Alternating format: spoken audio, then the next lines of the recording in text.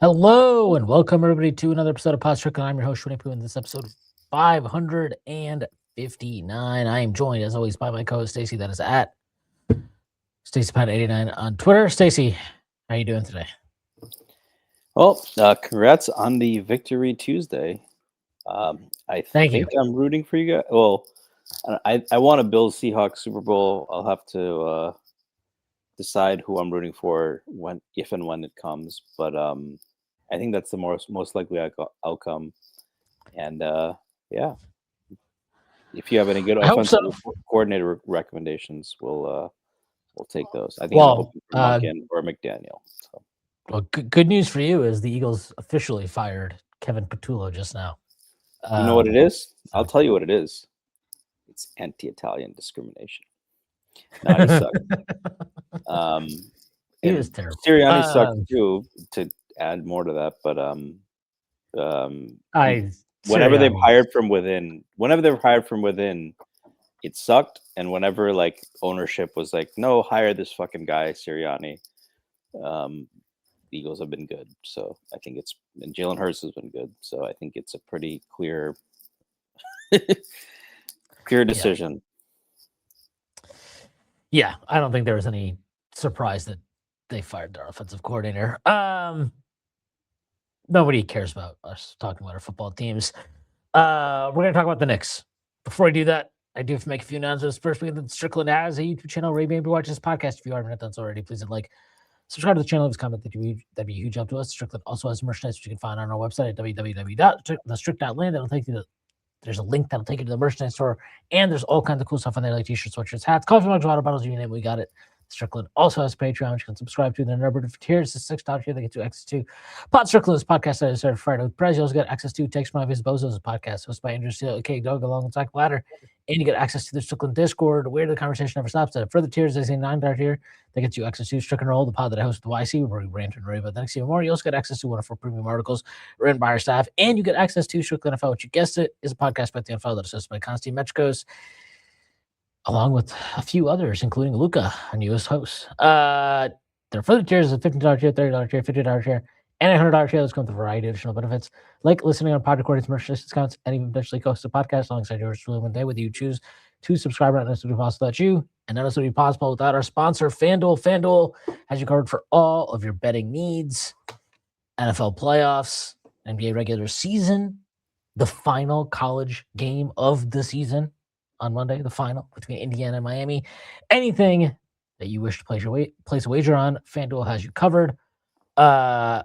Without further ado, let's get started here. I think the last time we talked, the Knicks had lost 4 in a row. Since then, they've played 3 games. They beat the Clippers. They lost to the Suns. And then they beat the Blazers.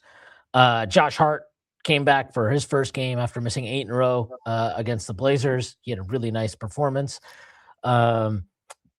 Landry Shamet is nearing a return. I believe he's supposed to be. I think he's doing on-court work again. I think he's supposed to get reevaluated sometime this week, if I'm not mistaken. So the Knicks are getting close back to full strength right now, which is good to see. Yabusele is out. There are rumors that, not that it's a big surprise that Yabusele and Dadier are being made available in trade talks as the trade deadline approaches. But let's stick to the basketball piece of this first. I actually will say, I thought the Knicks win against the Clippers was a really good win. The Clippers have been hot, and the Knicks did not get a singular standout performance in that game. It was a lot of different guys chipping in and contributing. And, when you've lost 4 in a row, and they've definitely dipped collectively as a team kind of since that cup final, which has been well documented on both ends of the floor, really. When you're turning it around, it's not going to be easy. It's not going to be smooth. You have to fight, you have to claw, you have to battle for it. And I think they battled for it in that Clippers game. That was a game that was tight really through most of the first 3 quarters. The Knicks just, they dominated that fourth quarter. They played a really competitive game against Phoenix, and, it wasn't clean. That's for sure. The Knicks gave up a lot of stupid, wide open threes in that game because of sloppy defensive execution, not getting matched up in transition, not knowing what they were executing in defensive in half court situations. Towards the end of the game, I thought they were too eager to double and get the ball out of Devin Booker's hands instead of living with him trying to make tough contested twos, which he had not been doing for most of that fourth quarter. And, their offensive execution was bad down the stretch of the Phoenix game. Brunson really struggled. He made a lot of really poor decisions, uncharacteristically poor decisions on the ball. But I thought that was a game that was a good sign for them in the sense of Phoenix has been good. I think there's a lot of people that are still, especially in the aftermath of losing the game, that are evaluating the Suns as we expected the Suns to be prior to the season. But they are much better than that. They're a good team, and they've been a good home team. And, that's not to say, I'm not talking about moral victories here, but I'm talking about, the thing that stood out so much in that 4-game losing streak was not just that the Knicks were losing, but they were so uncompetitive for long stretches of all of those games, really. And that wasn't the case in the Phoenix game. I thought they battled really hard, and they got a bad whistle. I thought the refs were allowing Phoenix to play with the level of physicality that was definitely over the line and, quite frankly, was uneven with relative to what the Knicks were able to get away with in terms of the physicality they were allowed to use. But all of that being said, they came back. They tied the game. It was 1-0 and 1-1. They had the ball. They had a chance to take the lead late in the game. Again, they did not execute well. Brunson in particular was really bad, and they lost that game. They lost that game by 5 points. But I thought that was a good sign for them, that you played a team like that competitively. Again, I think it's hard to say any single individual player had a particularly great game. I think flat out, Mikal and OG continued to struggle in that game. OG did get it going in the fourth quarter, but I think the fact that even with guys struggling, the fight was there. The competitiveness was there. They were, they got so many extra possessions, especially in the fourth quarter, that allowed them to get back into the game, even though they were not shooting the ball that well. And that's the stuff you want to see. And I thought, again, and then they carried that into that Portland game. Josh Hart coming back for sure gave them a nice boost. And Portland's been a hot team. I think they'd won 5 in a row, if I'm not mistaken, coming into that game. They had just beaten the Rockets back-to-back. That was not going to be an easy game. It wasn't an easy game, but Josh Hart coming back gave them a lift. I thought he was really, really good in that game. I think you could see a lot of the things they missed from him. And it's easy to just latch on to the hustle plays and the diving on the ground and all that stuff. And that's true. That is stuff that they missed. I always said this about Josh Hart. There's something to when he's going good. I think he lifts the team in a way that is very unique. I don't think anybody else provides the same type of kind of stretches where you're this team looks like they can absolutely run these guys off the floor. He's such a momentum player, and I think they. You don't think Deuce does that? No, I don't think Deuce does that. But I mean, the on-offs would reflect that, and that's not. He plays that style. Forget the on-offs, man. I'm not talking about that. I'm talking about stretches of games where this guy is singularly, in some ways, lifting the tide, turning momentum, changing how the game feels. And whatever, if you don't think that's a real thing and that's just feels. No, stuff, I think it is a real thing. I also think it applies to Deuce, though.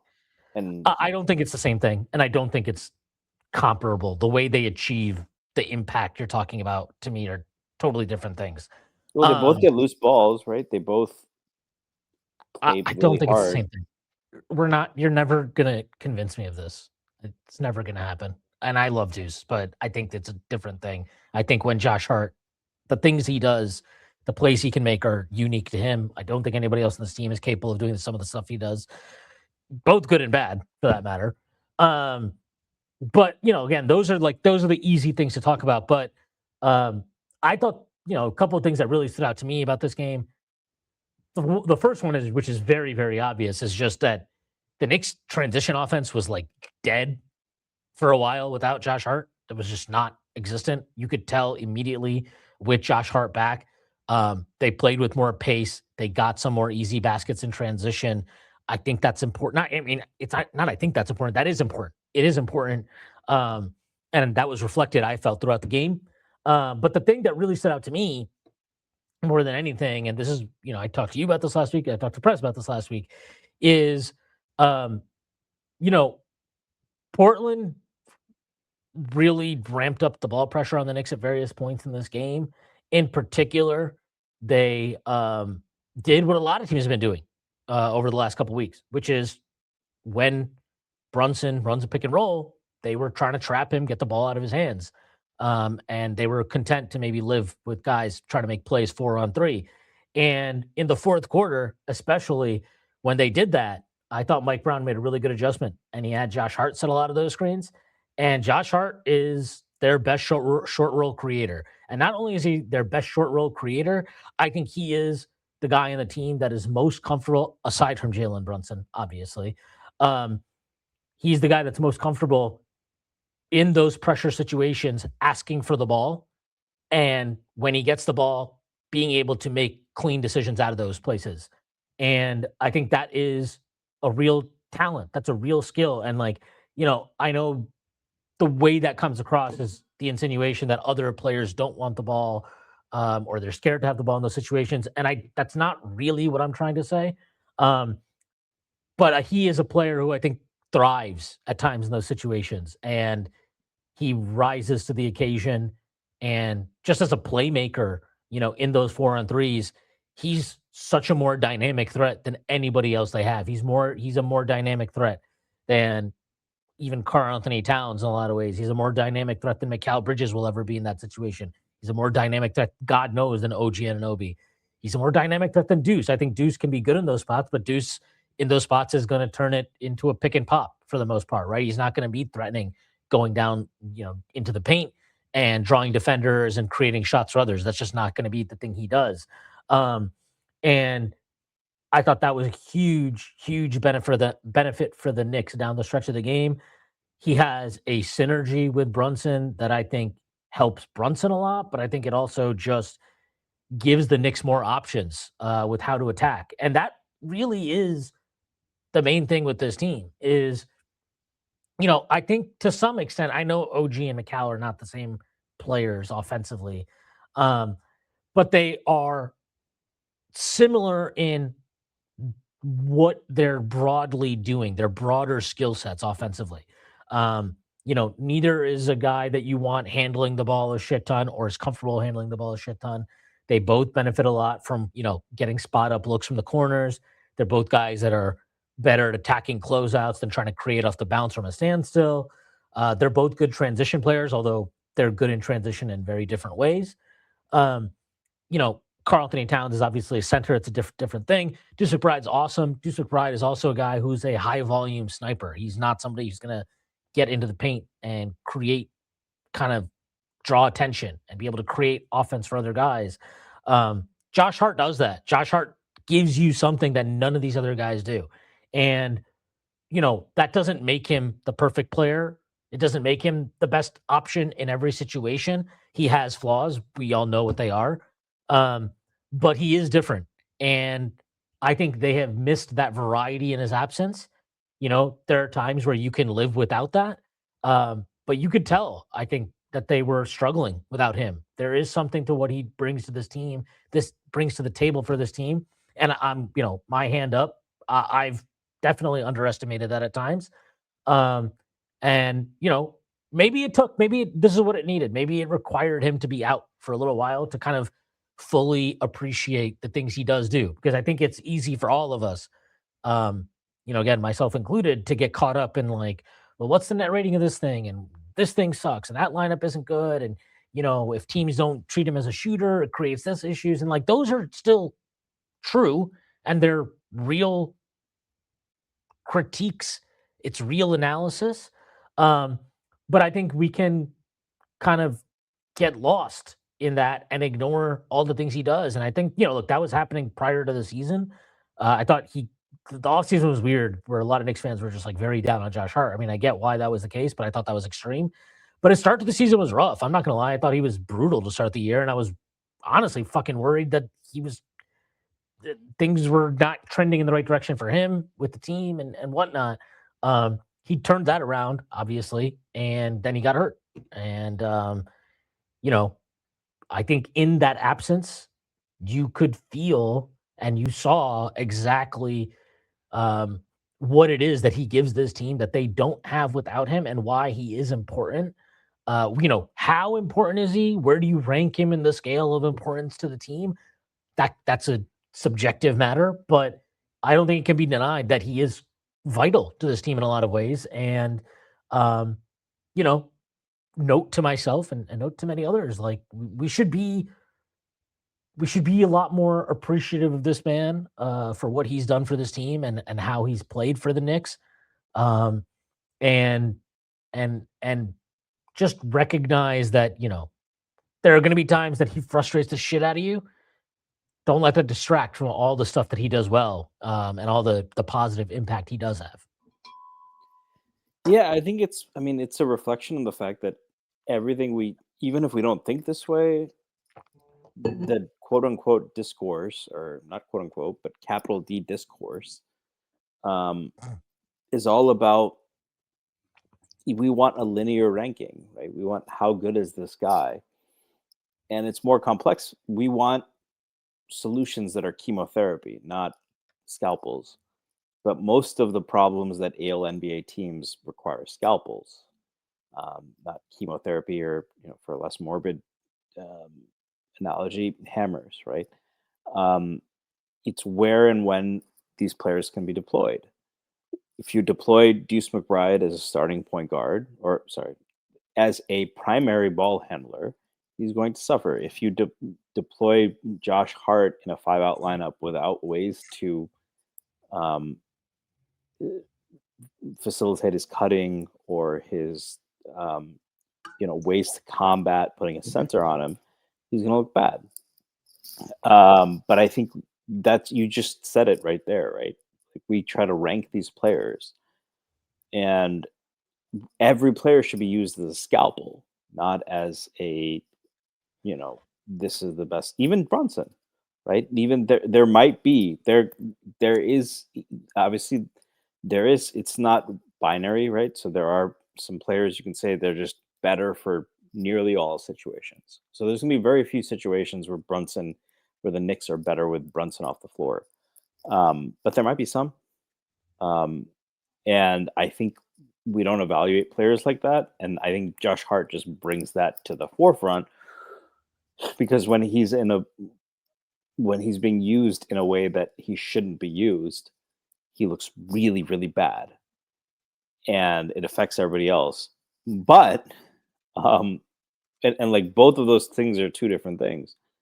And then when he's used where he's really formidable, he looks really, really good, and he makes everybody else around him better. I think that's the thing that I would highlight the most, is he gets them into pace, right? Because he doesn't get pressed. Like, he gets the ball out of the hoop on a rebound, and he pushes the pace. It forces everybody to do that too. He can, by the way, besides Brunson, he's the best rim pressure guy we have. That is a big deal. Um, Oh yeah, none it's by far too. It's like not really like a cat obviously drives a lot, but it's not the same thing, right? Because one cat does not pass out of drives, so there's that. But yeah, like he's more under control, and he can really make. He's threatening, right? He's threatening because he's such an elite finisher, um, and because of that, teams have to collapse on drives a lot. But that also opens up opportunities for him to create for others, and obviously, we know he can do that. Yeah, and if you do have a wing or a guard on him, what it means is he's drawing the big. Whereas when Cat's driving, the big is already on him, right? So that's the big value, is that you're drawing a double team. More teams will, especially since Cat doesn't pass, it's not the same gravity effect, right? So I agree with you on that. I think I don't. I think from our time doing this pod, you can probably tell that I don't want to get too deep into analyzing the psychological components of it. But yeah, like, Brunson isn't he's not the guy who's going to get in your face and curse you out. I don't And even maybe, think Josh Hart does that though. Like I think but it's just it something seems like about he might the be more way he vocal. plays. It could be I the just way he think it's plays. It's I think something it's that they that don't have, right?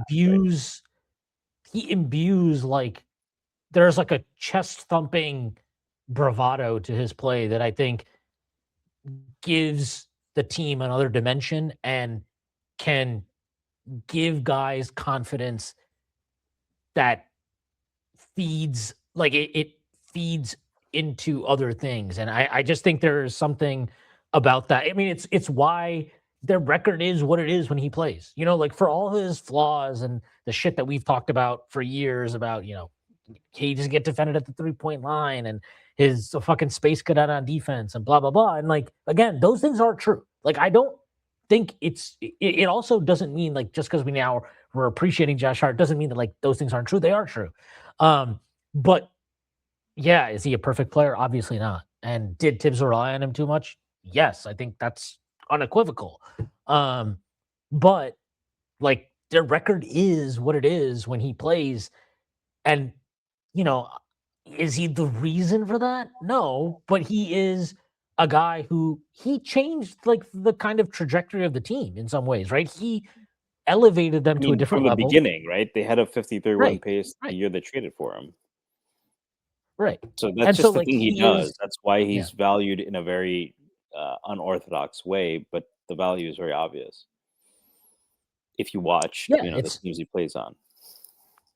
yeah, like it's just I don't know. Like it's just there's something to that. And I know like I tend to agree with you that like some of the psychological stuff we do, or we talk about, or maybe you not so much, but I do, and people definitely do when you're talking about the NBA and sports in general.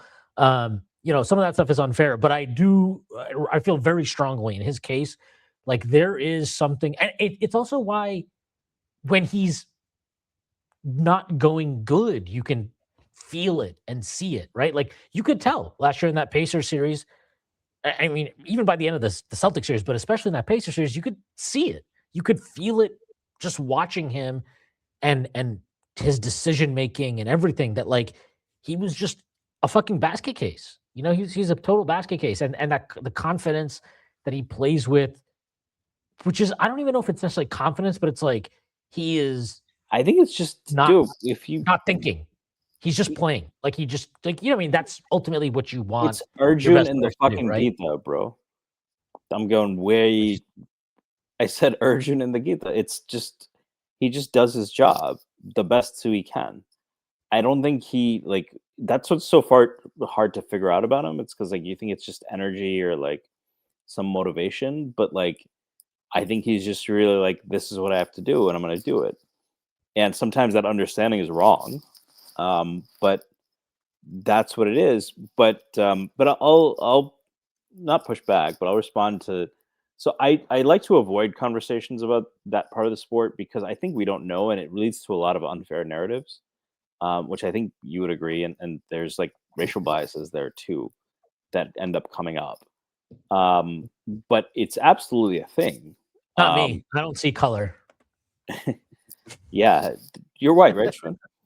Um, but to use an example, why I will fucking ride with Jalen Hurts any day of the week, I know that motherfucker would never have jumped on a fumble or would have never avoided jumping on a fumble in the Super Bowl. I know that. That's why he won one. Um, and but the same people who talk about these intangibles will be like, "Oh, it's okay that Cam didn't. Look at him. He's superhuman." So, and Jalen Hurts sucked. So, Jalen Hurts would never, never in a million years hesitate to jump on a fumble at the Super Bowl. So, it's not that I, I think it like sometimes it's a real thing, but I think it's tough to quantify and it's tough for us to evaluate always. So that's why I hesitate on those because we don't know what's happening. We don't know what Jalen Brunson's saying behind those doors. We don't know what's happening elsewhere. So that's the only response I'd have on that one. Yeah, I mean, I don't. That's fine. Like, you don't need to talk about it, and people cannot talk about it. But like, It's a thing. I think to say it's not a thing, I would agree with you. I do agree with that. I just think people like look at the conversation around Lamar Jackson when he got drafted. Look at the conversation around Dirk before he won a title. Like a lot of the times when people think they know about a player's intrinsic motivation, it's because it's tough because they're all 99. Like Michael Beasley got criticized for work ethic, right? I guarantee you that motherfucker had 99.9 percentile work ethic compared to like the human race. Standard of an NBA player. But it's just way different, and that's a really tough distinction to make, you know. But that's always relative because they're all so good at it. That's why they're there. They wouldn't be there. Not even Kwame Brown, right? Yeah, but the work ethic thing, I don't have a problem with people saying that because you're obviously comparing. It's obviously in comparison to players in their field. You're not comparing them to me or you. But I think that makes it a much more difficult distinction, right? That's what I'm saying. Well, yeah, but the assumption is that you would like fucking Eddie Curry probably did he work hard? Maybe. I mean, probably. I'm sure he worked harder than I fucking did in college for a lot of his career. But did he actually work hard in relation to what is required to be an elite NBA player and more than an elite NBA player, but to actually maximize and get the most out of his God-given talent? No, he didn't. And we don't probably the reasons for that were probably not obvious, right? I think the reasons are pretty fucking obvious. Like Scott Skiles said it. Hurt a lot. Right? Scott Skiles said it. They were like, "Hey, well, what does Eddie Curry need to do to get more rebounds?" And he was like, "Jump." If you the guy didn't try. You can see it on the floor. We talk about it all the time with players in ways that we are literally. We've all watched it. We've seen games where Karl Anthony Towns or Brunson or whoever is just not competing defensively. Hell, I'll say this.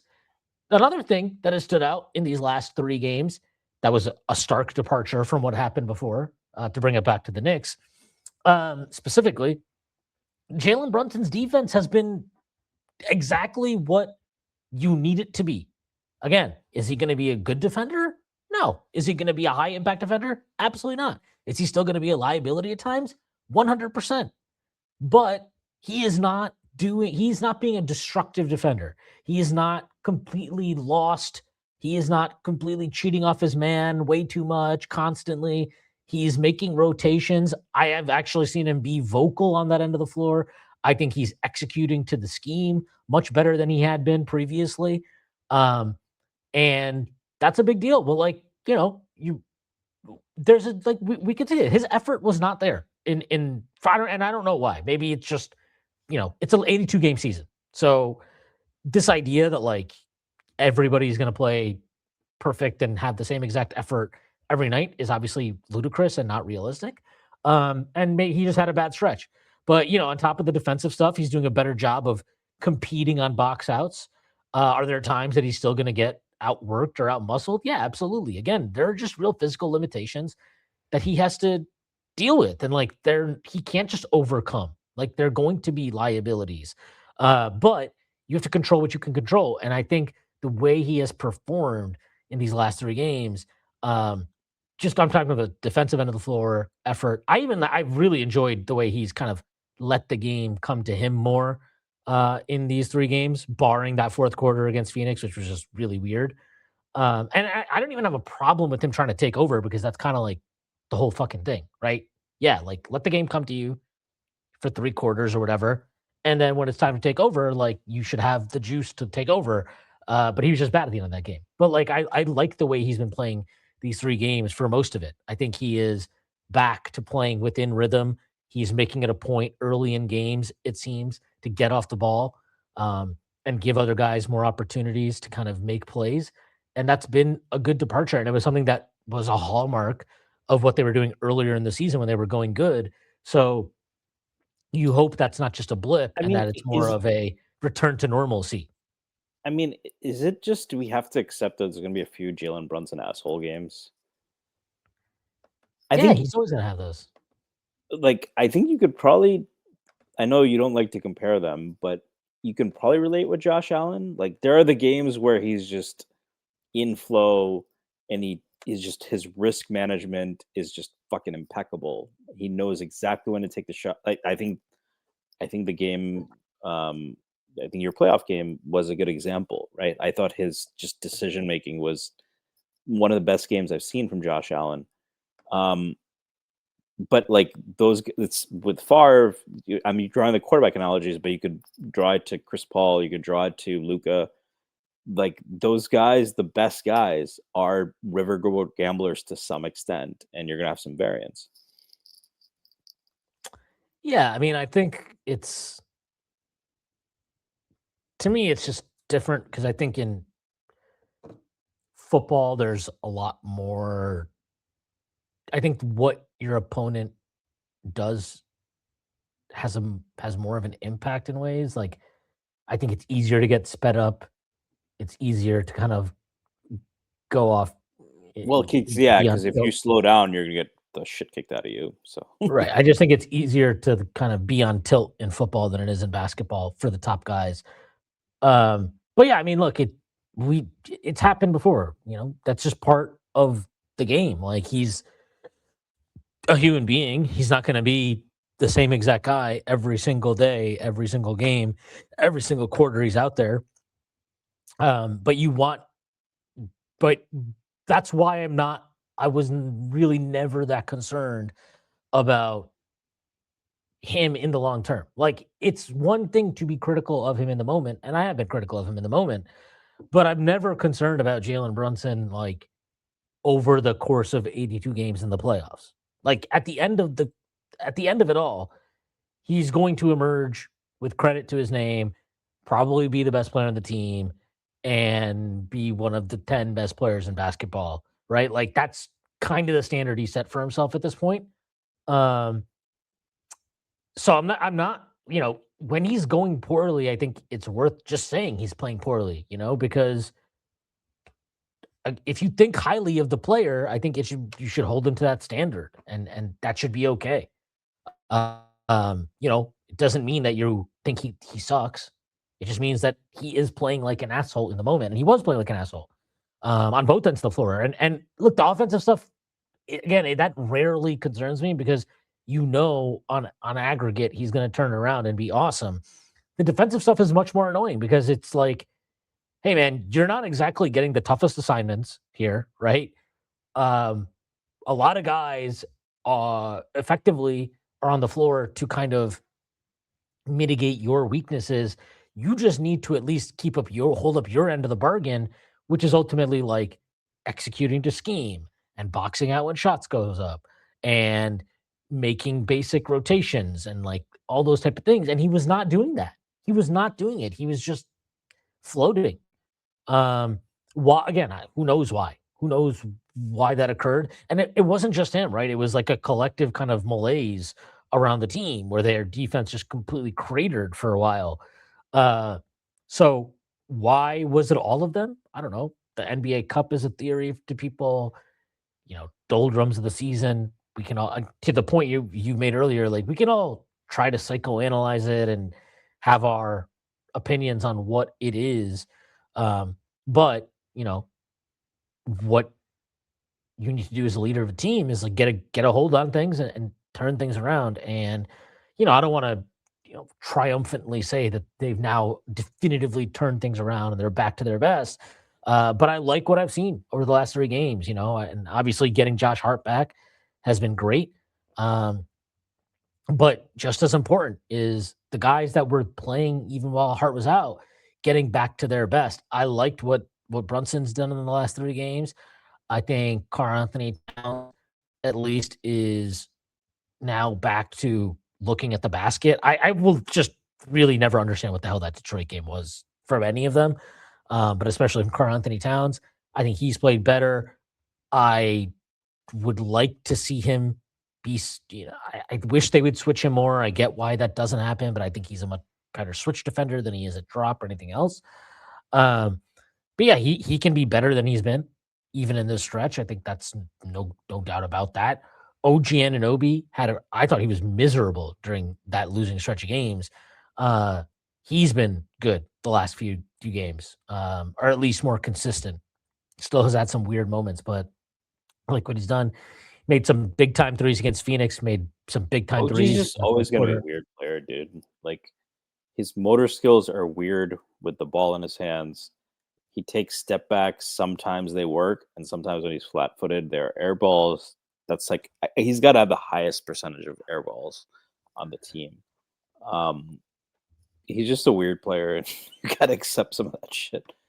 Well, it's weird in the sense that it's just high variance in terms of your immediate emotional reaction, but on aggregate, he's good. But I don't think a lot of Yeah, it's not going to go away. We just yeah, have to but hope. I think his defense was terrible during that losing stretch. He That's the was thing that not needs to come back, and I right. was not worried about that. Like it's OG, I wasn't worried about it, but I also it's kind of like if I pay Jalen Brunson to be awesome at offense. Like that's what he gets paid for.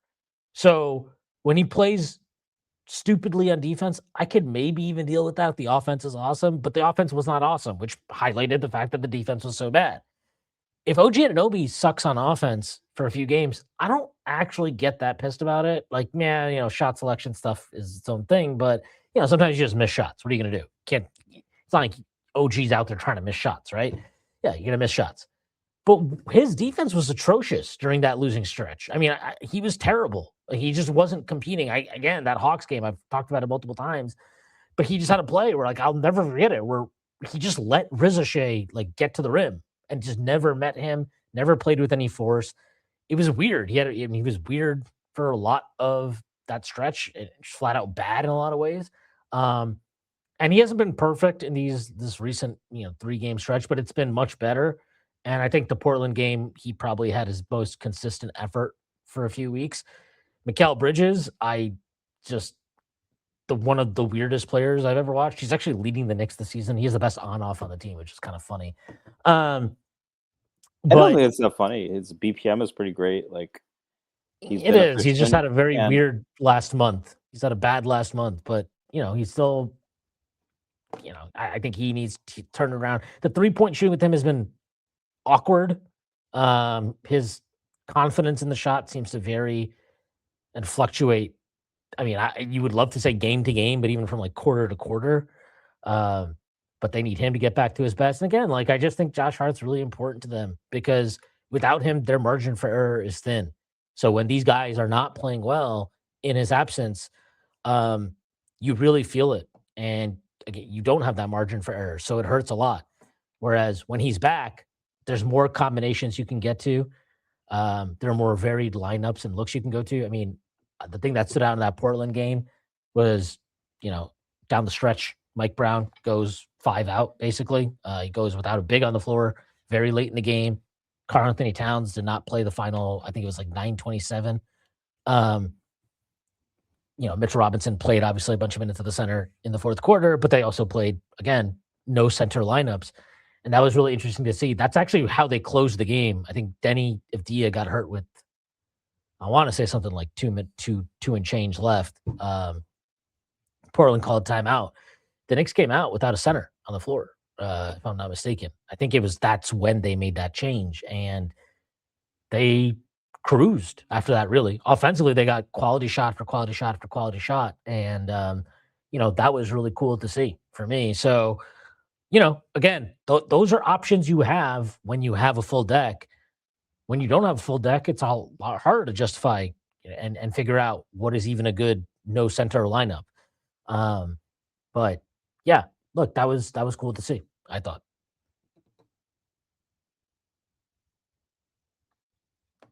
You're on mute, Stacy.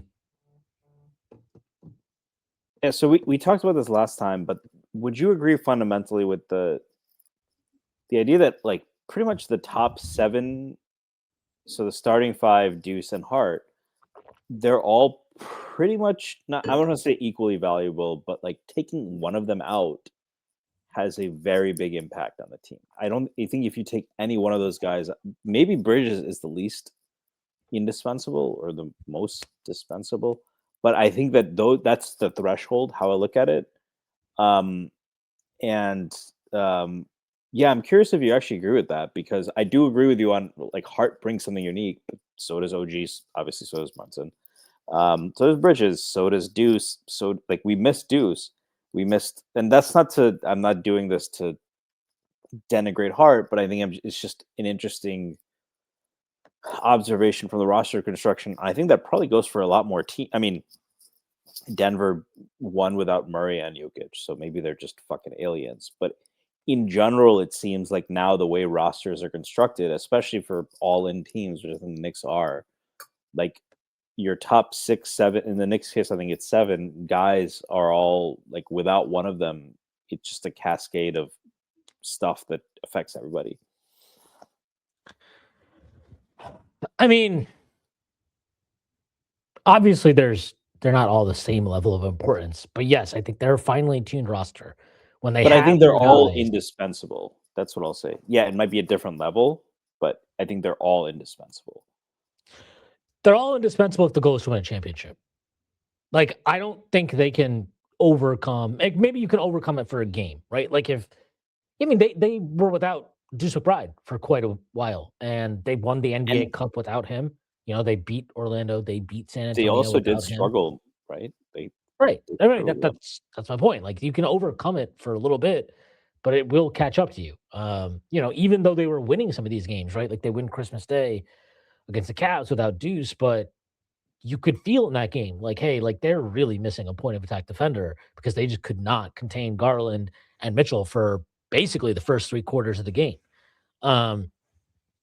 So like, you know, you can do that for each of these guys. You know, they went on a winning run. They had maybe arguably their best stretch of the season without OG Anunoby.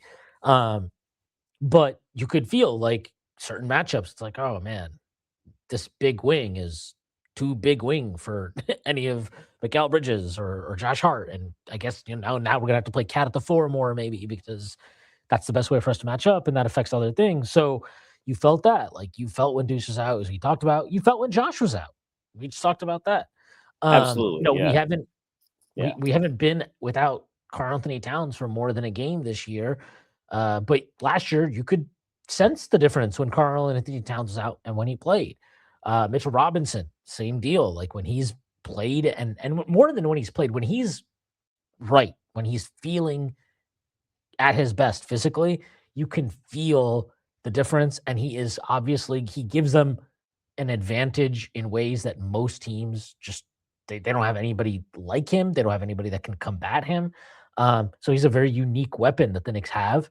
And when he's out, you feel that. So look, all these guys just do something that I think you miss without them.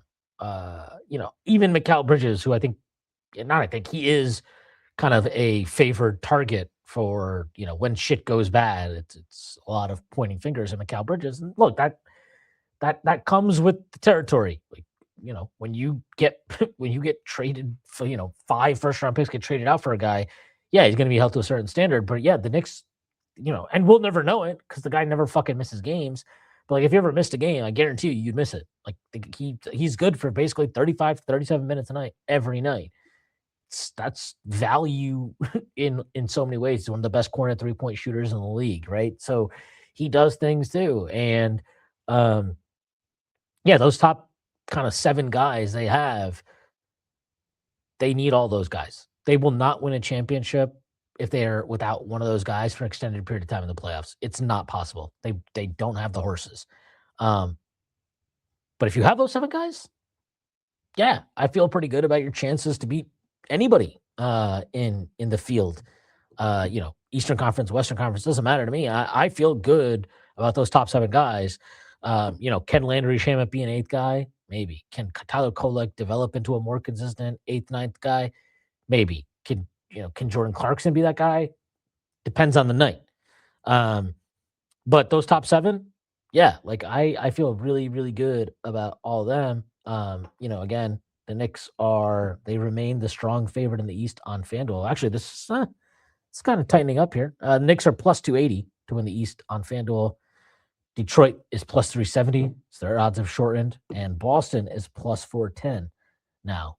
So they're the 3rd favorite. So, you know, the point is ultimately though, like any of those teams, I think the Knicks can beat any of them, right? I don't think that's not a hot take, but can they beat any of them if If you told me Josh Hart's going to miss the series, probably not. If you told me Mitchell Robinson's missing the series, probably not, and so on and so forth. In some ways, it's also good that Josh Hart missed some time, and other guys could step up. But I think when these guys are out is when you feel that's when you kind of actually have to appreciate what they bring. And we've seen that with Josh Hart, we've seen that with Deuce McBride. We saw Karl Anthony Towns at points last year. We see that Mitchell Robinson, God knows how many times because he's missed so much time in his career. It's important. It's important. Yeah, I mean, how do you value players based on their absence? Like, for example, I think there were people that argued there was 1 year when Peyton Manning was hurt, like before they got Luck on the Colts, and they went 1-15, and the year before they were in the AFC Championship and they won the Super Bowl. And people were like, he should get MVP, and like it was half joking. But I'm curious, like, if you vibe with that argument, like that's how you really tell the value of a player when they're not there. Yeah, it's the most telling sign more than anything. I think more than anything, that's interesting. But yeah, like I want to get back to some of the stuff that Mike Brown did at the end of this game and what he did at the end of the Suns game too. The Suns game, obviously the Knicks, they came up short in their comeback. But what's sad about that game is that Mikal Bridges was benched for most of the fourth quarter. He did not play for most of the fourth quarter. He came back in at the very end. But yeah, he did not play for most of the fourth quarter. He had a bad game. He was not effective. I thought he was okay defensively, but offensively, he was just a complete mess. He was passive. He was not getting shots up. He was passing up shots. Not his finest hour, and he didn't close the game. And against the Blazers, Karl Anthony Towns sat for basically, the vast majority of the fourth quarter. And like I said, they didn't even have a center on the floor, kind of in their closing stretch to win the game in the fourth quarter.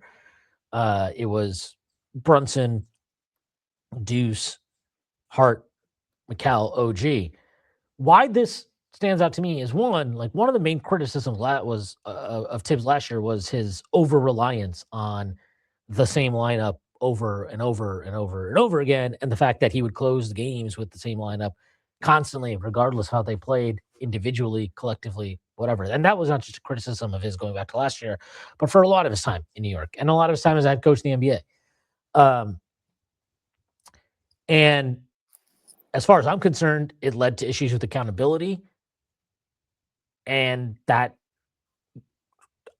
I think in some ways probably contributed at least to their losing game one of the Eastern Conference Finals last year. Obviously contracts will often tell you who the most important players are on the team, who's going to start games, who's going to close games. The Knicks are no stranger to that. But I think it's good to see that there is there seems to be more willingness from Mike Brown that if a guy doesn't have it going, even if it is, Mr. 5 picks Mikal Bridges, even if it is Karl Anthony Towns, all-star, all-NBA big man, we've seen him not close with Hart in certain moments. We've seen him not close with Deuce, obviously. We've seen him close with Mitch over Cat. Whatever it is, we've seen him do a lot of these different things. And I think that's important because it creates accountability. That I'm not guaranteed anything. I'm not guaranteed to close this game. I'm not guaranteed to play 35 minutes. If I'm not delivering, those things might get taken away from me.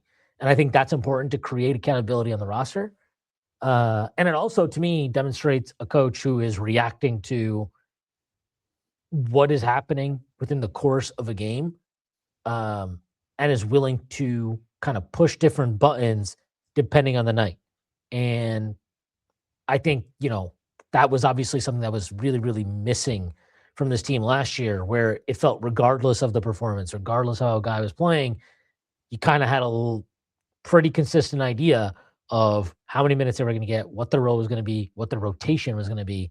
And that was consistent throughout the year. And that consistency, I think, created some complacency in moments where, maybe in the regular season, it doesn't hurt you so much, but, when you get to the playoffs, the margins are fine.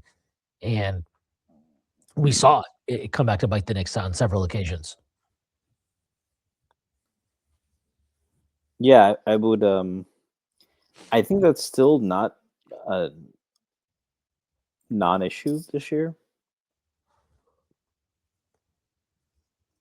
What do you mean? I think there's still a thing that I mentioned this last time we potted is um, there's just also the overlying factor that like they know how they're going to be judged. They've been good for several regular seasons and made runs in the playoffs, and every season to them is a failure, not because we or the media calls them failures, because we know that Brunson internalizes it. We know that Cat has been looking for it his whole career. We know that Hart wants to win a championship. So I think getting up for 82 games, this is why the Pistons are playing harder, I think, on a regular basis. And this is why maybe the Cavs are a little bit disengaged. It is, we remember the beginning of the Tibbs era. We did not care that he was, sacrificing, certain things to win every game in the way he thought we had the best chance. And the guys played like it. And I think after 5 years, when they know they're going to be judged on what happens in April, there's almost, I think they're still, I think Brown's did a good job. And I think they just don't have they're conscientious enough where it won't be an every game thing. But I think you are going to see things where it's like, I'm waiting for April. Like you play Detroit and Detroit wants to make a statement. New York already made their statement. And New York knows that the next statement is going to be in April, no matter what happens. Mm. Um, yeah, I think that's, but that's more about the players you're talking about, right? Yeah. I mean, that's not. I think that's different. That's a different thing, though. Like, I'm not talking. I mean, yeah, sure, that might be true, but I'm talking about Mike Brown himself. Like, I think Yeah. And so the on Mike decisions he's Brown's making. standpoint, from Mike Brown's standpoint, it's an analog. He obviously cares a lot, but he's also been told that exact thing. The guy before you improved on his win total every year since 2022, and the year before that, and even 2022 or 21-22, even without the year before, that would have been one of the best years in recent Knicks history. So that was a disappointment in the sense that it came down from a out of nowhere great year. So this is a guy that consistently won more regular season games, and he still got fired. So what is the message there? The message is we want to win in April. Like, yes, if we have to let Detroit get the 1 seed, we had home court advantage against Indiana. We lost. We had home court advantage against Miami. We lost. So, maybe that doesn't matter as much. And, it was important to establish those things. I don't want to denigrate those achievements, but he's dealing with the same thing. Has he implemented it? Sometimes, and I'll say, like, sometimes he's not experimenting. It's dumb shit he might actually believe in, right? Or it's being stubborn, right? I still think Deuce should be starting over Hart. But I think that you have to frame his decisions in the same way that we are past the point where every regular season game matters, the way it would for Detroit and the way it used to matter for the Knicks. Because it did, when it did matter, we won 50 games at the 2 seed and we lost to Indiana. I am not on, I think you and I are, neither of us are on the idea that, Tibbs ran, that year, I think was in many ways the Knicks. I mean, you can make an argument for every year, right? I think the Heat year was probably their actual best chance because Boston was uniquely vulnerable. But even then, they had injuries, and I do think that was on Tibbs, right? The year after, they really, especially with OG, they looked like the best team. But OG gets hurt, and I don't think I could put that on Tibbs. I think if they had OG and Randall, I think that team goes to the finals. And then they last year, I think on talent, that's a coin flip. I know a lot of people think Brunson sucks and Halliburton is the greatest player ever, but I think on talent overall, that was a coin flip. And the edge was clearly from Indiana had more things they had tested and experimented with than the Knicks did. So I think Brown is coming in with that mindset where it's like, we know what it's like to experience regular season success. We got the 1 seed, we've gotten basically everything else. We are looking to go to the championship, and we want to make sure that when we get to the playoffs, we have the number of tools that are conducive to that. Yeah, I that's exactly. I agree with that, and I agree too that like sometimes we're like he's experimenting, but is he actually experimenting or is he just doing something stupid? Like I didn't really understand. I mean, he has to own some of that losing streak too because he was doing weird shit. I thought where it was like, why is Kevin McCullough Jr. Why are we like splitting the minutes of Kevin Yeah, McCullough we Jr. and started putting Diawara? McCullough in really bad defensive positions that he's not ready for. So he definitely overindexed at times, and I don't think it was just Yeah, experimentation. To your point, it was that, and like some of these like 3-yard looks. I mean, he had a lineup against Portland that I hated to start the fourth quarter that actually let Portland back in the game. I thought, which was that it was like Deuce, Clarkson, Hart, OG, Karl Anthony Towns, and you just look at that lineup on its face. It's like, okay, you're not going to be that good defensively. You don't have good spacing. that's pretty good. That's 4 good shooters, though. It's just hard.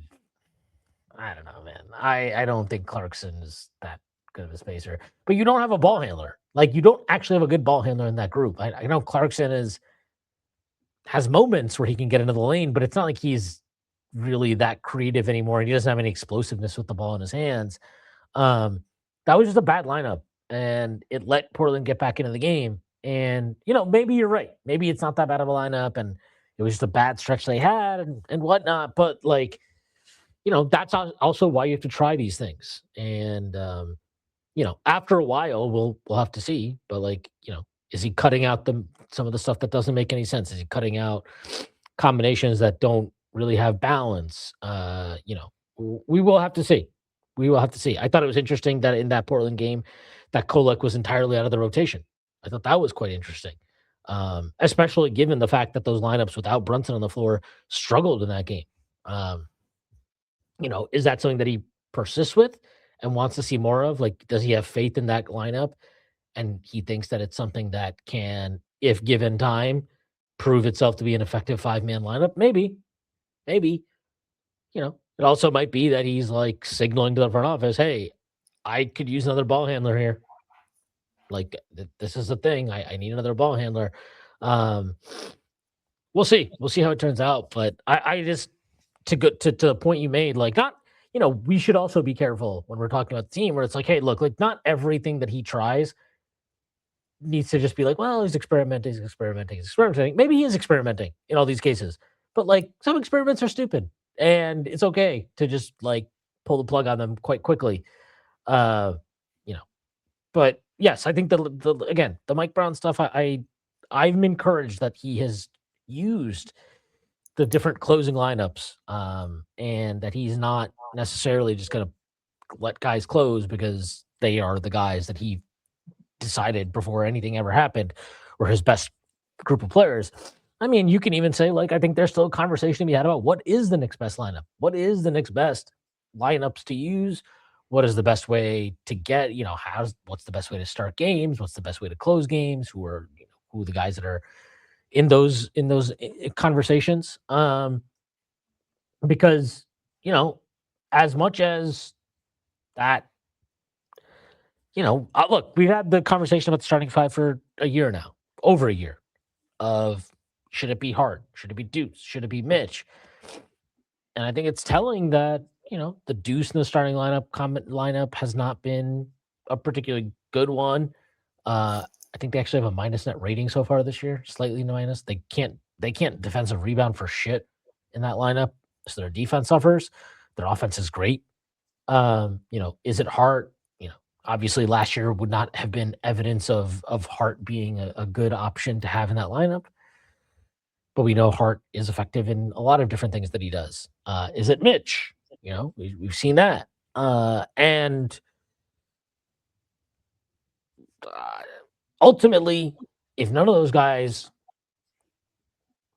fixes the starting lineup, if that's the way you want to put it, then maybe you wonder, like, well, is there a guy that we can even get who makes that starting lineup make sense, or is there something about those four guys on the floor together, Brunson, Cat, Mikal, OG, that isn't as synergistic as it seems it should be on paper? Is there something about those four on the floor together that lacks balance, that lacks a two-way coherence? Maybe, and that's something that you need to that the Knicks front office should be considering, and it's something that Mike Brown hopefully is weighing when he's trying all these different lineups and he's looking at the numbers and looking at the data. You may not like what it shows you, but the proof is in the pudding. Yeah, I agree. And I think there's two stages, right? There is learn and there's adapt. So experimentation about learning, right? Getting that data out there. I think you just hinted kind of at when you get that data out there and it's like, look, I am trying everything. Get me what I want. And sometimes it's about, I'm not going to try that unless you get me what I want. With the Kolek thing, which I think he's done less of that. And I actually, I don't agree with you on Kolek. I think he was, I mean, we do kind of forget there's so many variables in the game that coaches are after or focusing on that, something like that can fall under the cracks. But, we have a lot more data. I mean, I think it used to be very frustrating if you look at on-offs for the Knicks and 5-man lineups. Just they have a few lineups that play a ton of minutes, and then I'll even say this on the other end, right? The first year, Elfrid Payton had a really good net rating with the Knicks bench. It was like 40 minutes all season, right? So my thesis was that not that, especially before the Rose trade, it was like, it's not that Elfrid sucks, but what Quickly did for that lineup, right? Since Randall has the ball all the time, is he can space and he can provide secondary defense, right? What Payton provides is point of attack defense, which helped that secondary lineup a lot more because they had rim protection and they had better wing defenders. But he could also provide rim pressure that lineup needed that Quickly was less adept at. But we never get to see that, right? But even, so on-offs were always annoying because you're not trying on both ends, on any end. Again, getting away from this linear hierarchical categorization of players, just seeing what combinations work. Just getting that data is important. Now, what is he going to do with that data? And I think post All-Star break, especially, that's what I'm going to be focused on. Yeah, no, I think that's fair. And we'll see what he hones in on. Like, we're not yet. We're approaching the halfway point of the season. We will be exactly midway through the season after the Kings Warriors back to back. You would like to see more. I think you would almost like to see less kind of fluidity with things. You would almost want to see, or at least this is how I feel. I would want to see more consistency in the game-to-game approach in terms of the lineups. So you want to Tibbsify it? No, I think there's a lot of in between, but I think you think that's the direction you need to move from now. Well, I just think no. I think you need to wean. I think you should have at least be able to figure out which lineups are not good, which combinations are not good, and start restricting those. That doesn't mean you have to stop experimenting altogether, but I think there are certain lineups and combinations and whatnot that you should probably have a good grasp on things to the point of being able to eliminate them as possible solutions. And you would like to see more of that. I personally would like to just see if you're going to have a ninth guy, and I'm assuming they're going to have a ninth guy, is that I think that could be Diawara. I think it could be okay, or at least you give him that chance. Especially right now with Yabusele out, I would like to see that. We'll see. We'll see if that is the case. For the most part, we saw Deuce, Clarkson, Mitchell Robinson as the kind of 6 to 8 guys on the bench that are still in the rotation. We saw that against Portland with Hart back. But, well, I think Shamit will he'll probably get first dibs whenever he's back at being that 9th guy in the rotation, extending it a bit more. But I still think DOR is worth giving some time to. So I wouldn't mind seeing him on the floor a bit more. But again, you got to be cognizant of using him in situations that make sense. Would I like to see DOR on the floor with Mitchell Robinson and Josh Hart? Probably not. Probably don't need to see that. I think I'm comfortable on assuming that lineup will have just an atrocious offense for a variety of reasons. But are there lineups where I would like to see him on the floor more? Yeah, absolutely. Absolutely. And so hopefully, again, now that we're close to the midway mark here, he has a better grasp on individual players, their skill sets, what they bring to the table. He'll have a better idea of how different combinations work, and he'll be able to get rid of some of the kind of empty calorie lineups that have been on the floor at various points of the season as he's kind of searching up and down the roster to see what he has. Yeah, you want to see that convergence. We even saw it with Tibbs. It happened much quicker, right? But he was playing Austin Rivers, and he made some good decisions that year. He benched Austin Rivers even before the Rose trade. He was starting to play him less. I think he realized quickly was a better fit there. So it's when it's going to converge into, this is our identity. And the players might be struggling with that too, right? They're adapting to new faces, new guys, even if they play with them in practice, right? If Brunson and Deuce didn't play as much together, they're adapting to that. Now that the results of that have been phenomenal, but Clarkson is new, right? And Deuce is, and I think that's another thing he's struggling with. Clarkson is new, Deuce is new, and Clarkson hasn't played with Deuce and Brunson, and they haven't played with another guard like that. So is it just that it's a bad fit? Is it that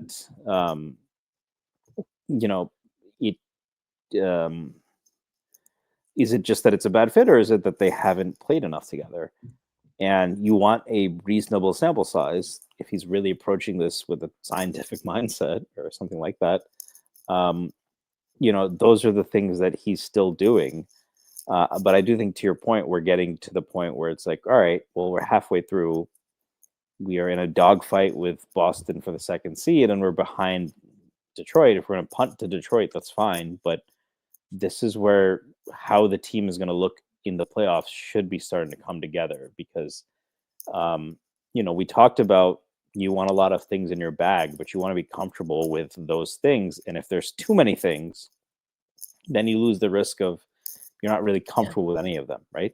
Yeah, and so you don't want to exceed the weight limit on your bag. Yeah, it's a balance, right? To use corporate speak. So, I think that it wasn't an easy job for him to walk into, with the expectations, with the fact that the media is going to be like, well, if you don't, he made the Eastern Conference Finals. I mean, that there have been multiple reporters that have said that. Even I think Begley said that.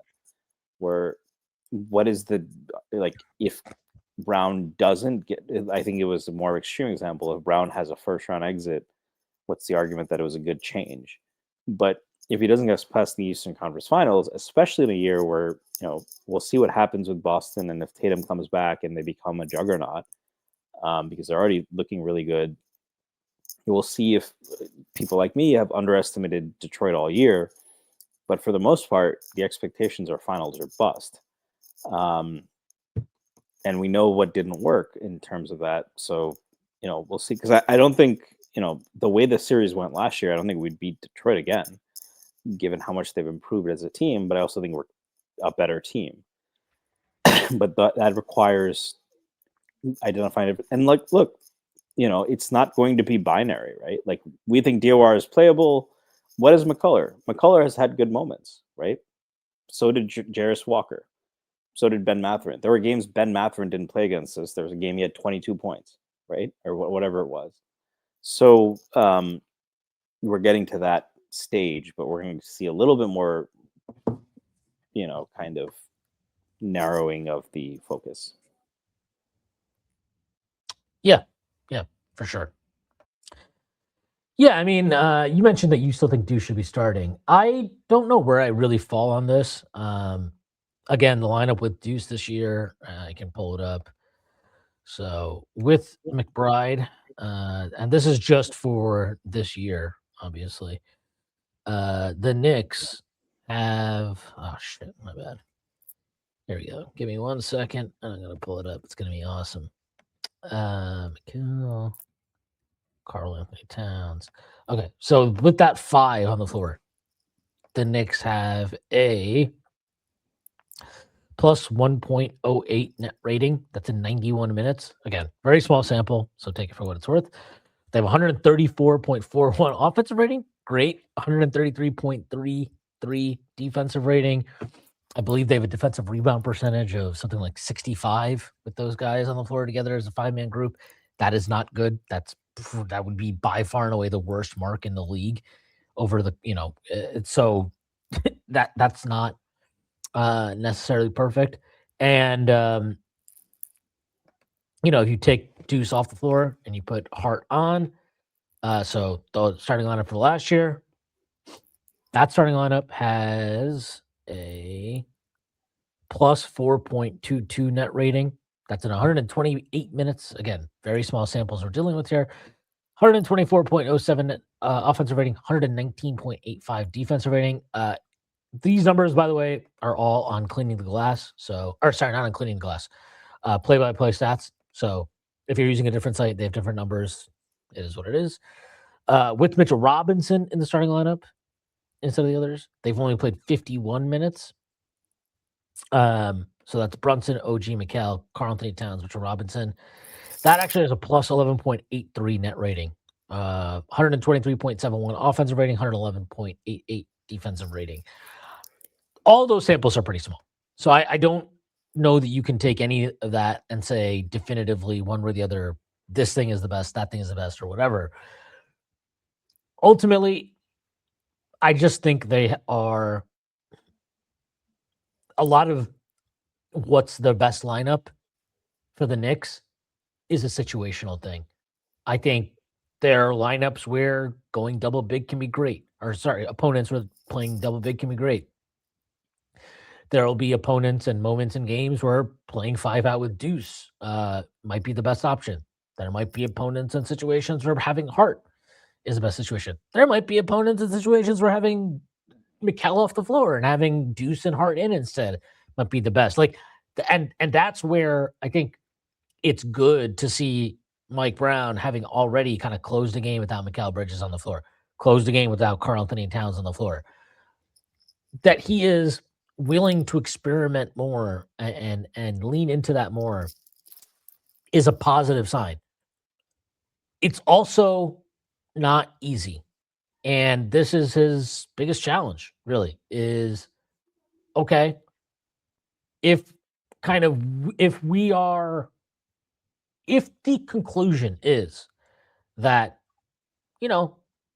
those kind of 4 guys that were your biggest kind of additions, right, in terms of Jalen Brunson, Mikal Bridges, OG Anunoby, Karl Anthony Towns. If those 4 guys are your biggest acquisitions or your biggest additions,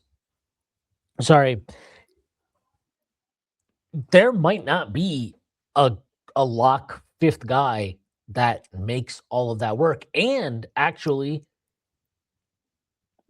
some of those guys might not be on the floor to close games in every situation either. Or against or against maybe specific opponents. And that is going to be an interesting thing to see how Mike Brown negotiates that. That's something that I felt was probably the case last year as well. And we know that Tibbs would never kind of operate in that fashion. He picked the right? side, but he was also a year. I mean, it's also, there is a little bit more leverage on Deuce's side because he's up for extension, right? So maybe Tibbs himself would have been a little bit more egalitarian in that distribution. I don't think it would matter if Deuce can be up for an extension. But the reason he's even in consideration is because he's actually good. And Deuce was actually good last year, and it didn't matter to And Deuce. Josh Hart is So I actually don't. good.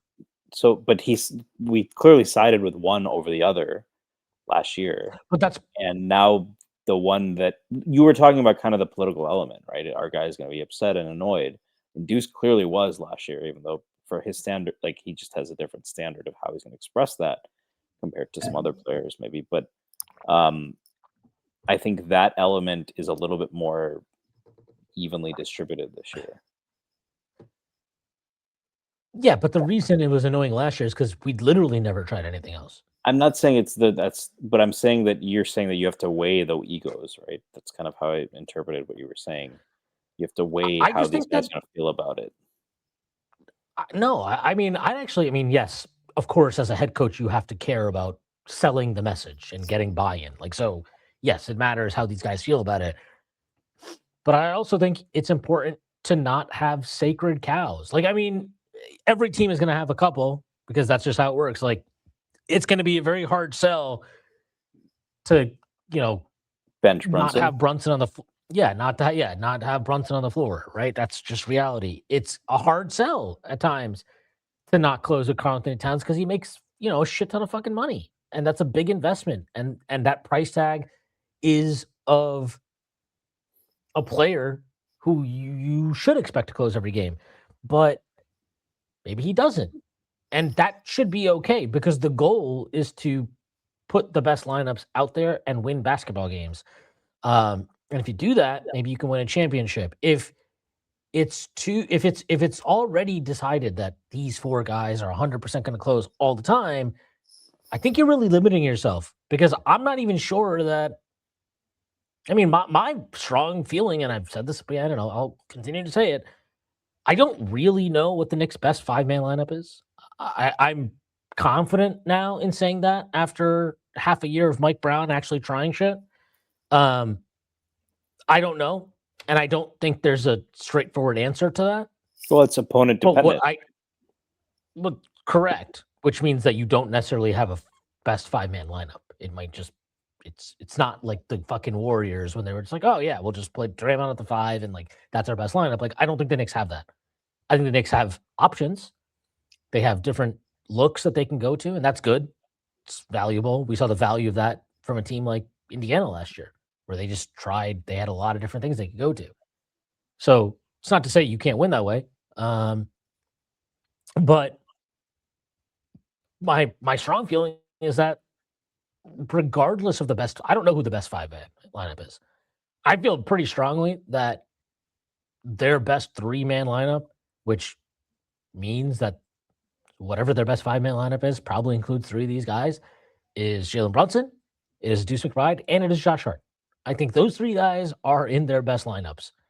And I think those 3 guys play together and fit together in a way because they have skill sets that create a lot of natural synergy and elevate each other.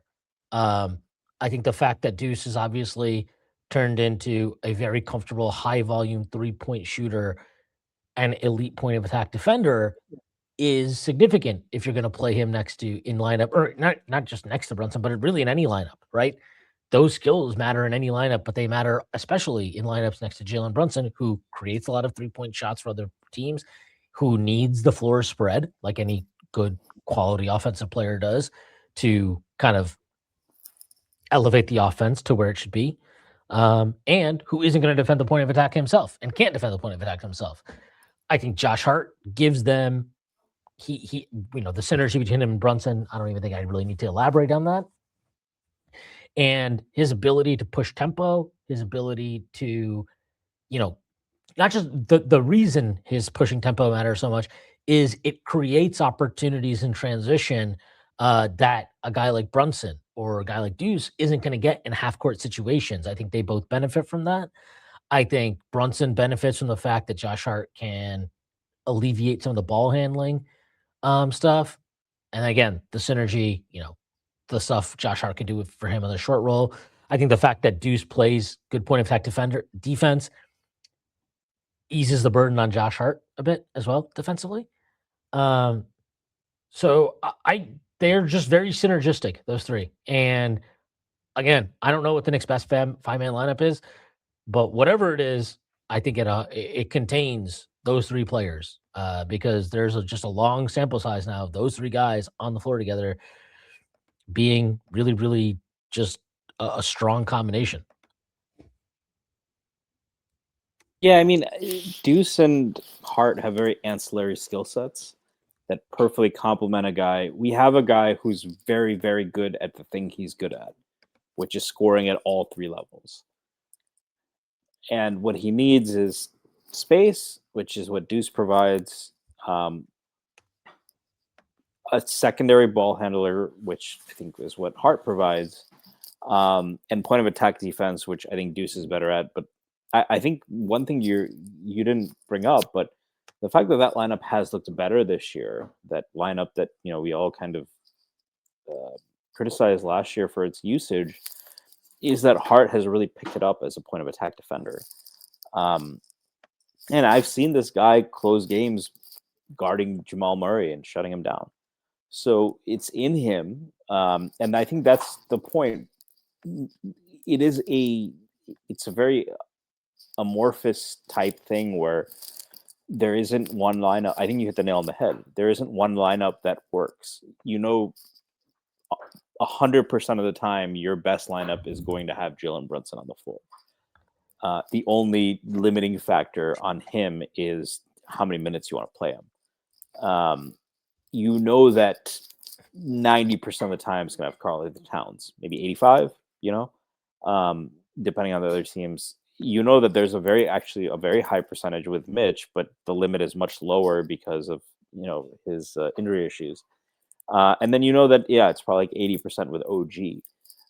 I think Mikal, Deuce, and Hart is where the really interesting stuff happens. Because I do think there is a core four. In most cases, sometimes you might want Mitch in there instead of OG or Cat, but there is a real core four. And then you're talking about those three guys who you have to ignore the salaries, ignore the picks. What's going to those three guys? I'm not going to say they're interchangeable. They just have, it's like Liam Neeson, right? They have a very specific set of skills that are very, very optimal in certain situations and not particularly useful. And optimal, very specifically next to each other. There's something about those three, and it's hard. We all have biases. I get it. I mean, Josh Hart might be the best passer of the bunch.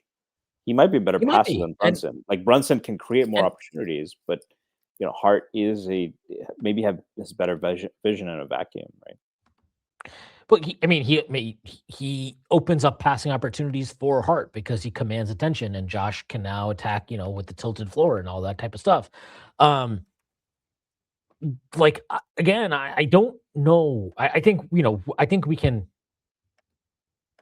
theorize and have our kind of feeling about why it is that trio has been as successful as they are together when they're on the floor. But it's hard to reconcile, right? Because, if you look at Deuce McBride and you look at Mikal Bridges is a much more well-rounded player, much more well-rounded, right? For even with all the shit he catches for lack of physicality and he doesn't drive to the rim enough and all that type of stuff, he's a vastly more skilled scorer than Deuce McBride. He can score in multiple ways.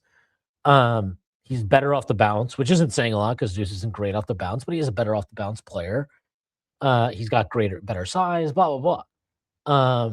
And you would think that in theory, him next to Hart and Brunson, that should work really, really well. And it's not that it's bad. I don't think it's bad, but it's not at the level that people expected. And I think,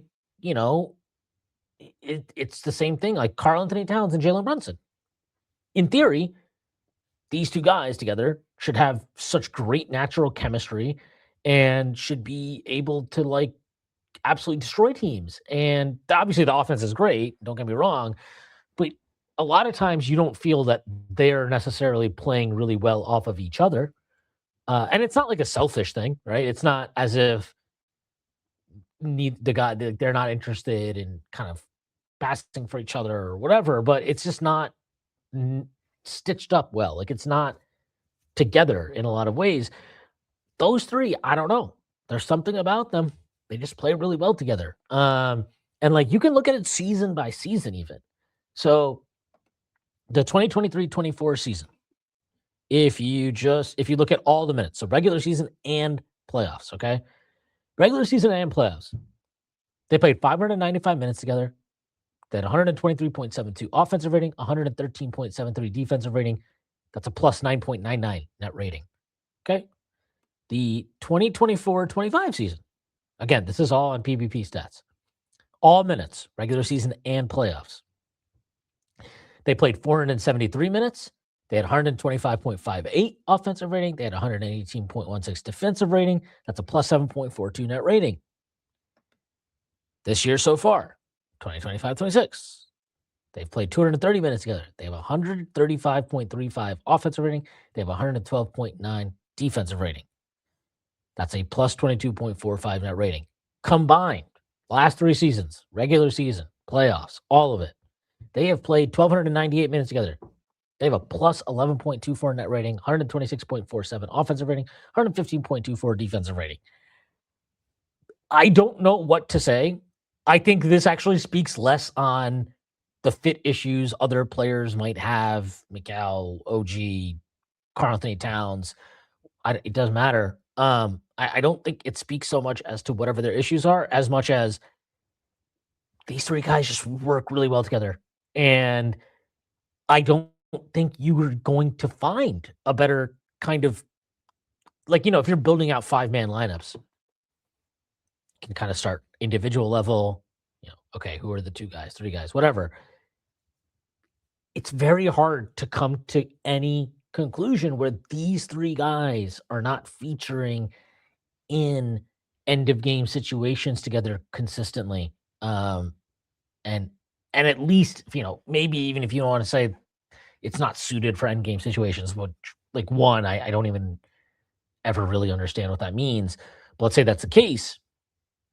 Okay, well then at bare minimum, it needs to be a point of emphasis that you're getting those 3 guys on the floor together a lot throughout the course of a game, even if you're not going to close with them. Because I don't know what happens when they're on the floor together, but it's usually fucking awesome for the Knicks and not so awesome for the opponents. And, if the season is ultimately a fact-finding mission to give us the best chance to, win a title come June, I think accepting that these 3 guys are very special when they're on the floor together in ways that maybe don't agree. Like I think it's very hard for a coach to look at it like, Jalen Brunson and Deuce McBride, like small guys playing together, and Josh Hart, who's like this weird undersized guard forward thing, and be like, well, why? Like this shouldn't work, but it does.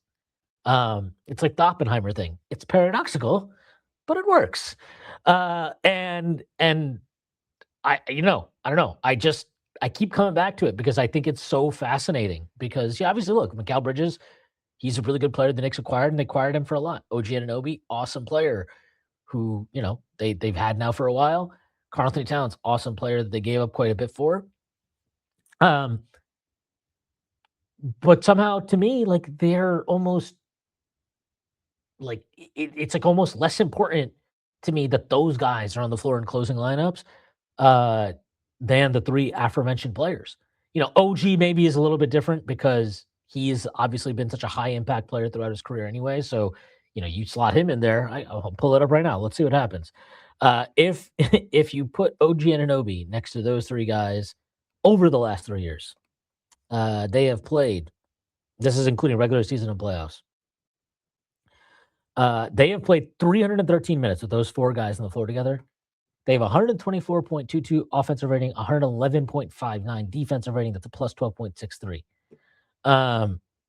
They're not even really getting a lot of like crazy shooting luck or anything. They're 39% from three with those four on the floor, and their opponents are shooting 37.4% from three with those four on the floor.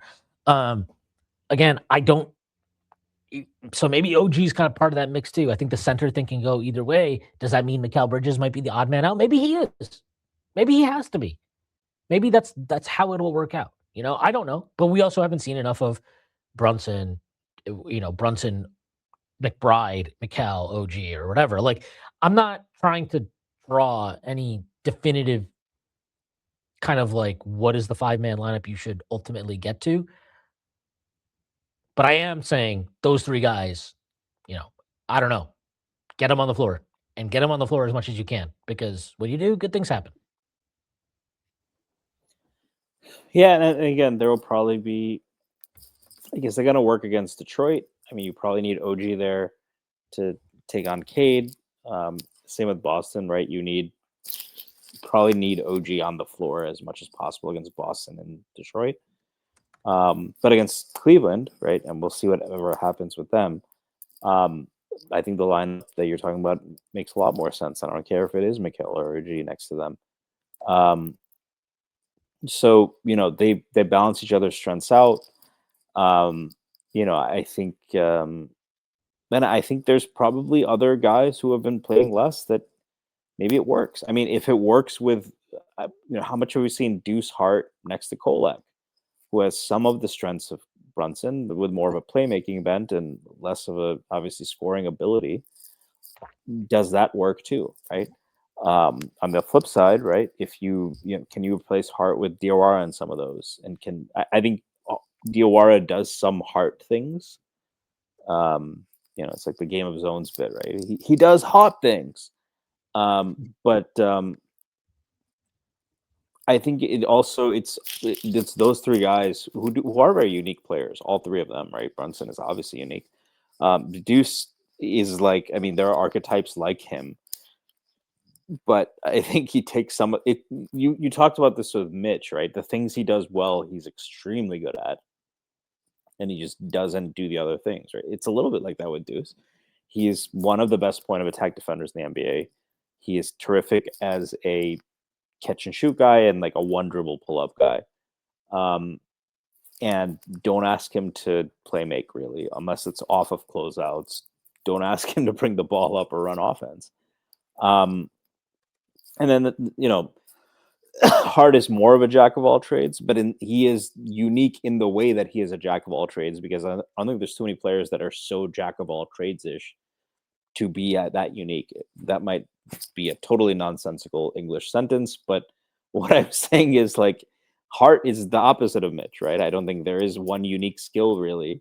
He's a really good rebounder for his size, but he is that size, so you can't really value that as an elite skill when you're looking at him as a wing, or a pseudo big. He's great at pushing the ball in transition, but obviously doesn't have a pull up game, so it's really just at the rim, kick out or bust.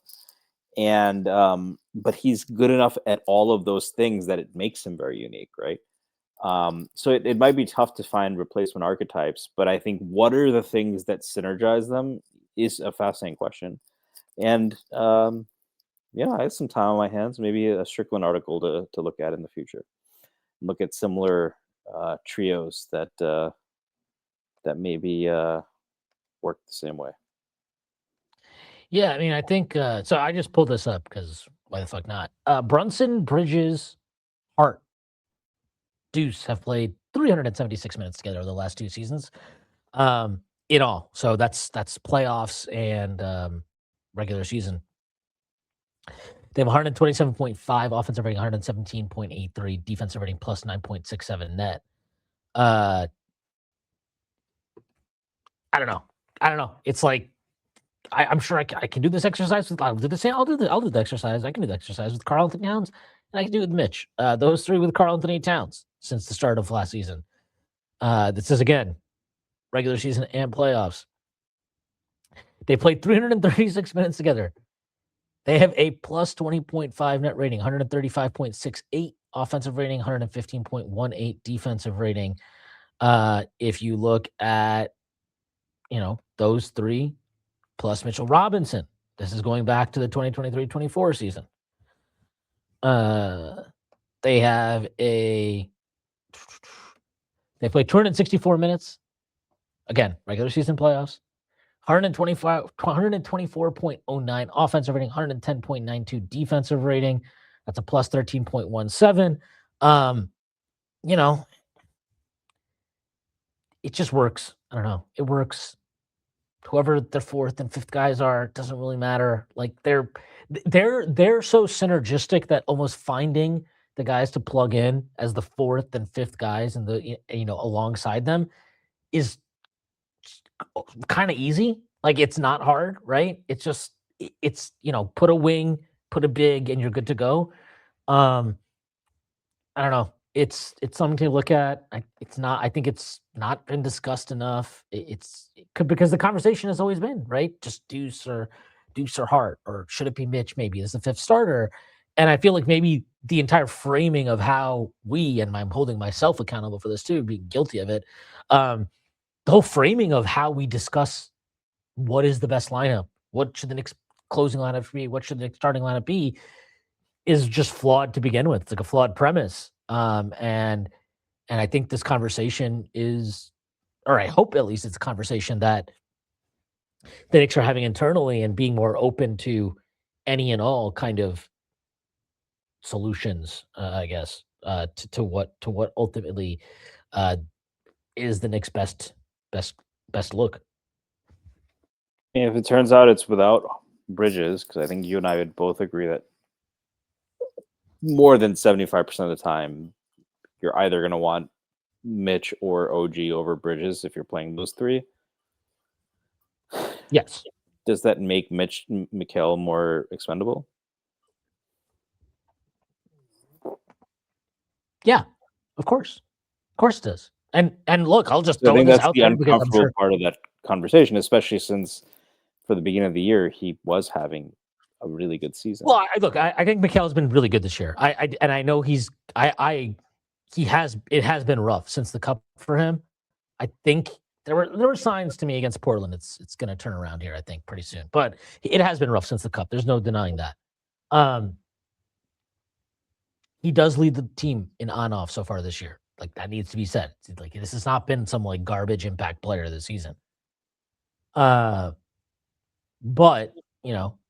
if ultimately, like you've said, more than not, we're going to close with OG or whatever, right? OG will be the fourth guy, and then we'll pick a big Mitch or Cat. Yeah, it does make Mikal more expendable. Somebody you'd be more willing to trade. And I'll even go one further and say, like, look, this is a conversation I don't particularly care for because I think this team, as constructed this season, could win a championship. But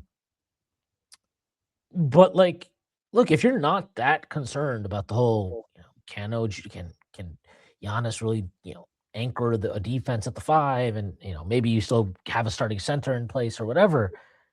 I mean, you'd have to think that a Brunson, Hart, Deuce, OG, Giannis closing lineup of some sort. I mean, there's something there to and I know that the Hart and Giannis thing, how they pair together, is maybe not the cleanest. But we've seen Hart play next to non-shooting bigs and find ways for those lineups to be effective. But if your ultimate goal is Giannis, like, yeah, maybe it does make Mikal more expendable, and maybe it makes Karl-Anthony Towns. I think that Karl-Anthony Towns obviously would be expendable for Giannis anyway. But it just kind of, it's something to think about, right? If you're like, well, these 4 are going to be in our closing lineup anyways. Who, would Giannis be a better fifth guy than Karl-Anthony Towns? And is kind of moving Mikal Bridges in such a trade worthwhile because he's not in our closing lineup? I don't know. These are all things to consider and weigh and talk about. But really, the more important thing is, what is the best for this year's group? And, like I said, I think it's important that Mike Brown kind of set the standard right now that nobody's guaranteed to close. Like nobody's guaranteed. It might Mikal, you might not close tonight. Carlton Towns, you might not close tonight.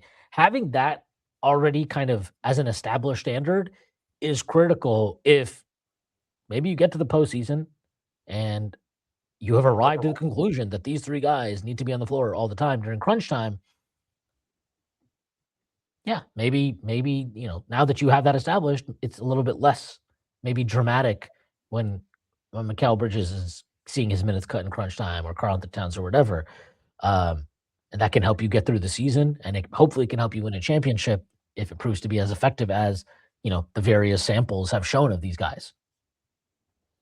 Yeah, I would agree. I think Giannis and Cat are such different players. Like, for example, if you're playing those three together, does Giannis exacerbate some of the spacing issues, right? I think a question that I've probably ignored too much, but is probably more of a real one that I'm willing to admit is, yeah, I mean, Giannis didn't work out next to Dame. I think Brunson is a much more capable off-ball player, but are there things in Giannis's game that just make it tough to coexist with a ball-dominant guard? I mean, we saw that with that's not a knock on his talent either, by the way. We saw that with Hakeem. He was almost better when he was just the guy and he had a Kenny Smith next to him, as opposed to more high-profile guards, right? So, I think that it's going to be complicated. I want to see, but I think to your point, this year is about finding that out. And whatever happens, I think the like most difficult situation for the front office is going to be if we do go to the finals and lose to Oklahoma City, because well, you're there. Do you need something? It's but do you need to reinvent the wheel, or does the wheel just need a little air in the tire and yeah, a little more time maybe, right? So that doesn't work with wheels exactly, but I think we're kind of on the same page there. But if if they lose to Detroit, or I think that would be a disastrous outcome. Well, I'll just close. I'll just say this final thing because this is tied to it. So with Brunson, Bridges, Anunoby, and Towns on the floor together since the start of last season, okay, they've played. This is again regular season playoffs. They played 1,836 minutes. They have a plus 1.07 net rating, 120.04 offensive rating, 118.97 defensive rating. They're not a great team with those four guys on the floor, or at least they haven't been to date. Now, maybe that has to do with the fifth guy, but I think it's fair to say, right, that Deuce and Hart and Mitch are all varied kind of fifth starter options. And, I know that Mitch sample right now looks good. I don't really fully believe that. And I don't think it matters because Mitch can't play starter minutes. So I don't even know what to do with that. But we've seen all those combinations. If the sum is, it's slightly above average lineup, it just feels like it's less than the sum of its parts in a way that, the aforementioned Brunson, Deuce, Hart trio, triumvirate even, is the opposite. It is greater than the sum of its parts and drastically so. Yeah, you have to agree with that. And they balance each other better, right? So, and Brunson and Cat do not balance each other's. They amplify each other in some ways, even though we haven't fully gotten it off the ground in terms of pick and pop and spacing. But they don't balance each other's flaws the same way. So, yeah, 100% agree. All right, I think that's a good place to end this. Stacy, let the people know where they can find you and plug anything you'd like to plug. You find me at Stacy Patton 89. I would say, as Shwin mentioned, we have new host for Strictly NFL. Although I will be much less invested going forward. It is a pretty interesting playoffs. I think all the games have been really good. Except for that the last two games were just a disgrace. Even I appreciated the Texans Steelers game. I know it's weird. I appreciated the Texans. But it was a close. It was 7-6 like late in the third quarter. But did So you? I mean, Okay, the Steelers it was defense played well 10-6. too. It was What? 10-6. It was 10-6. Did you feel any confidence? Did you have any thought in your brain that the fucking Steelers could go down the field and score points That's tonight? what makes it a very interesting game, though, right? Because that's like we laugh about that. Like, how could you ever think a 10-6 game is over? But that's how the Big Ten used to be. Like way back when, the old people you'd meet at alumni organizations and were like, is it Ashwin? That's what they knew football to be. And it was kind of like it's an interesting, unique thing. I thought the Patriots game was interesting, and it was great watching Jim Harbaugh's conservatism finally hit not political, obviously, but in a game sense, finally bite another team in the ass. And then I think look, objectively, the Eagles Niners game was a really fun game, or is a really entertaining game. Yeah, Didn't have an I was offense. gonna I say, mean, if I was an Eagles fan, yeah, but this season must have been like fucking watching that offense must have been like I'd it rather was have a like fucking a hammer it, taken to my nuts every day. it was a little, yeah. I mean, because the defense was that good, and like that was when I say it was an entertaining game. I thought Fangio every time I thought Shanahan finally had Fangio had a blitz that just surprised Shanahan. Then Fangio would put his hand in the cookie jar too many times, and then Shanahan's got a screen. Like I thought that matchup, like from just a football intellectual standpoint, was fascinating to watch. But yeah, I mean, watching that offense, watching AJ just give up, watching them run 4 verts 3 times on the last drive. Yeah, so they kind of you can't expect to repeat. The last time they were in that position, Wentz was shitty, and then Foles barely got them back, but they weren't a real great team. It's rare to be in the position to be able to repeat, and it's very disappointing that they have the talent to do it, and there was just no offense. And yeah, like you can keep shifting They offensive coordinators, but they there is a yeah. problem that's the core of that. There's the guy who's making those hires when they're not forced on him. So sorry, I Sirianni interrupted. called yeah. No, it's fine. Sirianni called the timeout to run the bomb from the blitz. Yeah, and also that like it wasn't gonna matter, I don't think. But that timeout, if they had that, they could have at least had one more shot at the end of the game. So it just I don't know what he brings, because if his whole thing is that I'm a player's coach and I get the guys to play together, well, your star receiver has been pouting for years.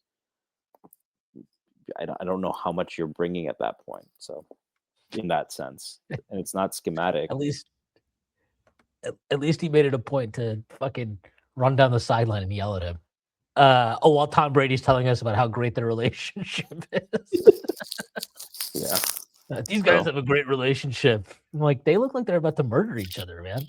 I trust in Howie, which is why even when the Knicks lost, I wasn't worried about Tibbs as much as I was worried about Leon. So I don't worry about Leon. I don't worry about Howie. So we're gonna be okay. He's got some cap maneuvering to do, but we'll see what happens. I have nothing to plug myself, so I'll just plug all the work at Strickland. I will echo Stacy's thoughts about Strictly NFL. Luca's on it now, so looking forward to seeing his work on there. All right, that is our show for today. I hope everybody has a great week. Thank you to our sponsor, FanDuel, and I'll see you all on Friday. Peace.